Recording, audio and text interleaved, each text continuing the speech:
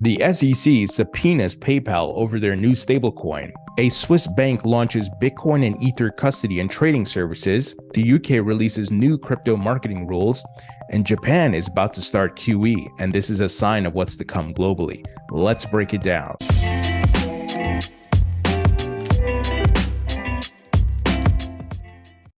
Welcome to the Thinking Crypto podcast, your home for cryptocurrency news and interviews. If you are new here, please hit that subscribe button as well as the thumbs up button and leave a comment below. If you're listening on a podcast platform such as Spotify, Apple, or Google, please leave a 5-star rating and review. It supports the podcast and it doesn't cost you anything. Well, folks, the big news this morning is that the SEC served PayPal a subpoena related to the firm's stablecoin. PayPal also said in its quarterly report that it is cooperating with authorities in its request for documents relating to its stablecoin.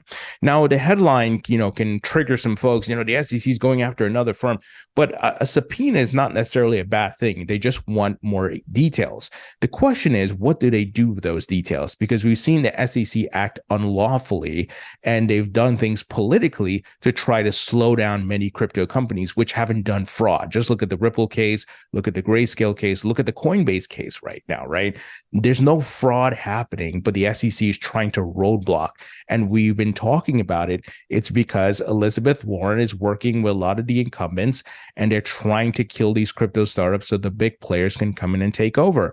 So let me give the details here. Here's a quote. On November 1st, 2023, we received a subpoena from the U.S. SEC Division of Enforcement relating to PayPal USD stablecoin, which is PYUSD.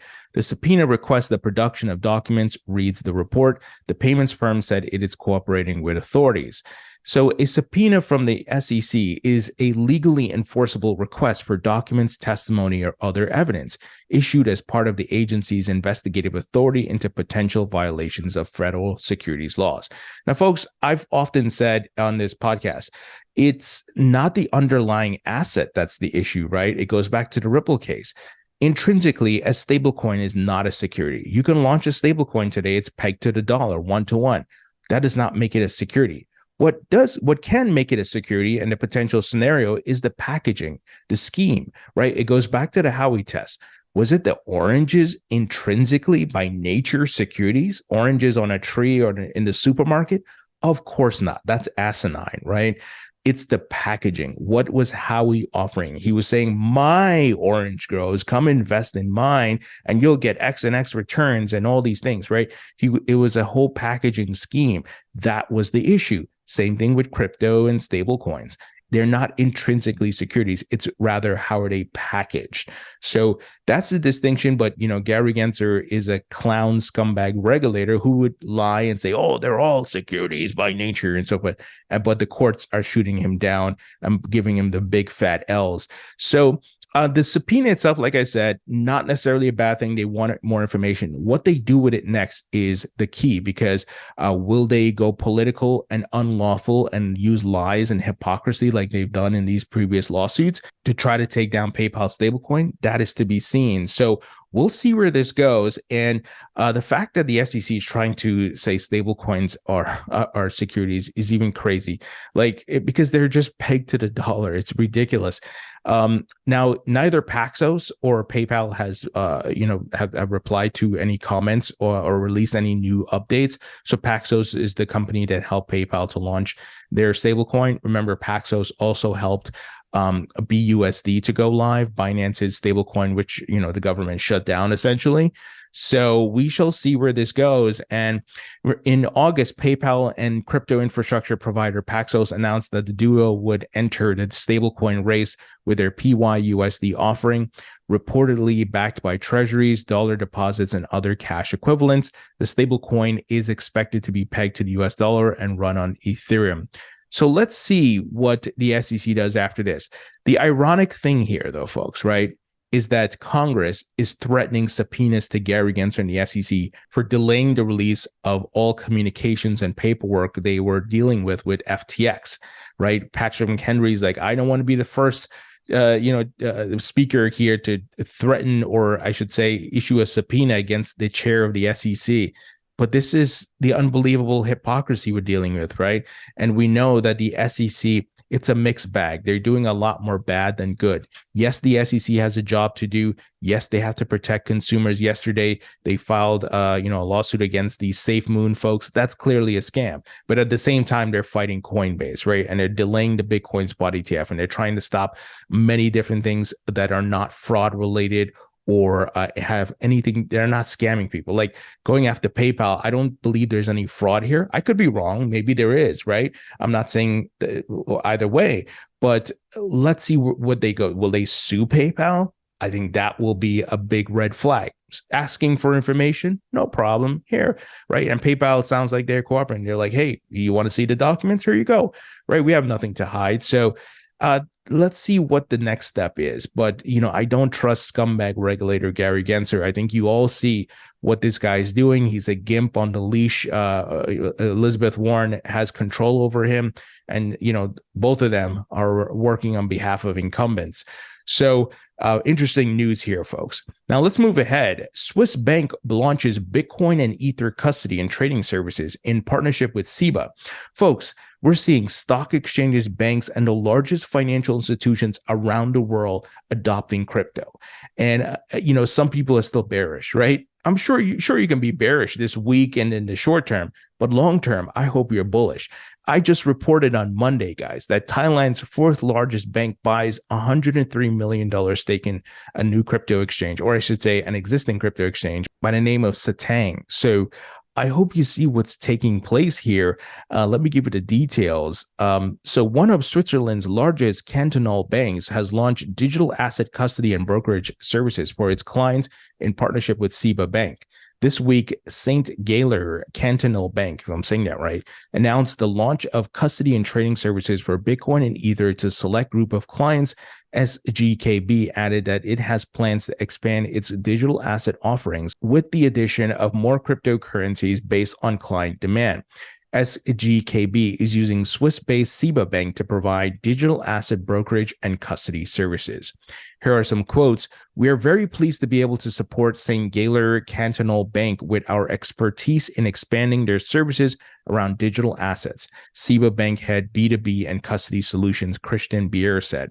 St. Galler Cantonal Bank and SEBA signed the contract earlier this year. After a short implementation project, SGKB is now ready to offer access to cryptocurrencies to a selected group of clients. In the first step, Bitcoin and Ether. Other currencies will follow shortly, Barry told the block. Folks, huge. And this is primarily to institutional clients. So a lot of capital is going to come into this market. This is why I'm bullish. This is why I don't care if the price crashes by 10K today. It doesn't faze me because I know it's all market cycles, and from the macro, right? The 2 to 3 year view, the market cycles playing out on the 4-year cycles, you will make money. Buy the blood on the streets, buy the dips, hodl, don't look at the price every day. And then as we run up, take your profits. Folks, it's playing out right before our eyes. And if you're here listening, you're here early, you're taking a position, buying the lows, you are on the side of smart money, because there's billions of people not paying attention, and they will eventually come in and buy the top, right? It's the dumb money crowd. But that's the age-old tale, right? It happens with stocks and other markets. It is what it is. This is why education, financial education, is important. And I'm glad I'm here early. Now, quick word from our sponsor, and that is Uphold, which is a great crypto exchange that you can buy all the top cryptocurrencies. They have 260 plus cryptos on their platform. They have a lot of great features, full functional app, full functional website. They're safe to use. I've interviewed the CEO, the CFO. I've been using them since 2018. You can also trade precious metals on this platform, as well as 37 fiat currencies, and they're available in over 150 countries. They are 100% reserved. They don't commingle your funds. They don't lend out your funds. So they do audits, so your funds are safe. So if you'd like to learn more about Uphold, please visit the link in the description. Now, we got news that the UK regulator publishes guidance on new crypto marketing regime. The Financial Conduct Authority's new ad regime took effect in October. Under the new rules, firms are required to include appropriate risk warnings on all their communications to UK customers that have a promotional element. The regulator has already added 221 firms it deems non-compliant with the new regime to an alert list and has promised enforcement action on companies that are not careful with approving ads. So folks, I don't have a problem with this because they're not banning crypto and they're not banning the crypto companies. What they are saying, hey, follow these rules and regulations when it comes to marketing. So you can't make, and maybe any outlandish promises, or you don't exaggerate the truth on what users can expect to, earn or get a return. So I don't have a problem with that, right? They're not saying you can't market. They're just saying follow these rules and stick to these guidelines. And most likely it's, around verbiage and things you can say and not say. So this is rules that apply to the stock market and loans and credit cards and so forth, right? You can't say certain things. You have to abide by the rules. So I'm totally fine with this, but I think we're going to see more and more of this around the world, that people can make, outlandish promises. And this is good because look, you have these like Safe Moon scam projects and these things that pop up around the world. And if they say, oh, you're going to get this and that, and it's just like, that's not reasonable and that's not factual, then yeah, that's not good for consumers who may not know better, and they can get caught up in scams. So I think this makes sense. Now, folks, Japan stimulus package to include 144 billion in spending. A draft plan shows spending at around 21.8 trillion yen, funding in extra budget to reach around 13.1 trillion yen. You may say, Tony, why are you telling us about Japan's stimulus package? What the hell does that have to do with crypto? Well, folks, it's the cowbell, right? If you saw my interview with Raoul Pal recently, and we talked about global M2 money supply, the liquidity is coming back. Folks, what have I been saying, beating the drum? The quantitative tightening will come to an end, right? There's quantitative tightening happening in the US as well as other parts of the world. We're seeing quantitative easing starting to come back, right? Just about a week and a half ago, I told you about China injecting tons of capital into their, I think it's a real estate market and the banks and so forth, right? Now, all of a sudden, Japan is planning to print money and offer stimulus. Folks, what have I been saying, right? I hope you see what's happening. They can't help themselves. They have to do it. We live in a debt-based system. So what does that mean? Assets will rise. The price of assets will rise as liquidity and they continue to print money increases once again. And this is why you diversify. Yes, crypto, yes, stocks, real estate, and so forth. I have an investment property. I own some stocks. I have a retirement account and so forth. And then I have crypto. Folks, assets will rise again. So I hope you understand this because it's very important to know these fundamentals and these principles of what's happening and how the money supply works and how that impacts asset prices. And, like I said, I shared with Raoul Pal's chart from just a couple of days ago, where he highlighted Bitcoin is moving, the price of Bitcoin is moving with the global M2 money supply, and we are seeing a move upwards. Folks, I want to give you a quick note here. Joe Biden, the president of the United States, will most likely follow this game plan that Japan is doing. Watch the money printing come back next year. Why? It's an election year, right? They have to come out of this really bad situation we're in with recession, high rates.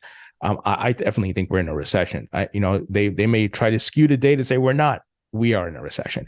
And I think they're going to go back to money printing next year, and then we're going to see assets go up, folks. And funny enough, it times with the 4-year cycle of Bitcoin, right? So just get ready. Like I've been saying, buy the dips, dollar cost average. Obviously, be smart. Don't put your life savings into investments. You need to have emergency cash. You need to be diversified. Like I said, I got money in stocks, in investment accounts, also crypto. Crypto is the one doing the best for me, of course. So just keep these things in mind. I'm sharing these things because once I understood these principles and what was actually happening with money printing and how you can use assets to outpace inflation and grow your wealth, that's when I started making money. That's when my retirement account started growing because I figured it out. Like leaving it in the bank and getting next to nothing from an interest rate standpoint. I was wondering, is this it? You get what, 0.01% return on your money in the bank. It's nothing, right? It's garbage. But when you understand assets is the way to go, and as Paul Tudor Jones said, Bitcoin and crypto is the fastest horse in the race. So crypto is moving at a much rapid pace from a growth standpoint. And you look at the data, Bitcoin is the top performing asset over the past 10 to 15 years. It's pretty incredible. Well, folks, that's the news. Let me know what you think. Leave your thoughts and comments below. Hit the thumbs up button. Don't forget to follow me on the social media platforms, TikTok, Instagram, Facebook, LinkedIn. Links will be in the description. Also, sign up for the free newsletter. Thank you for listening. Thank you for watching, and I'll talk to you all later.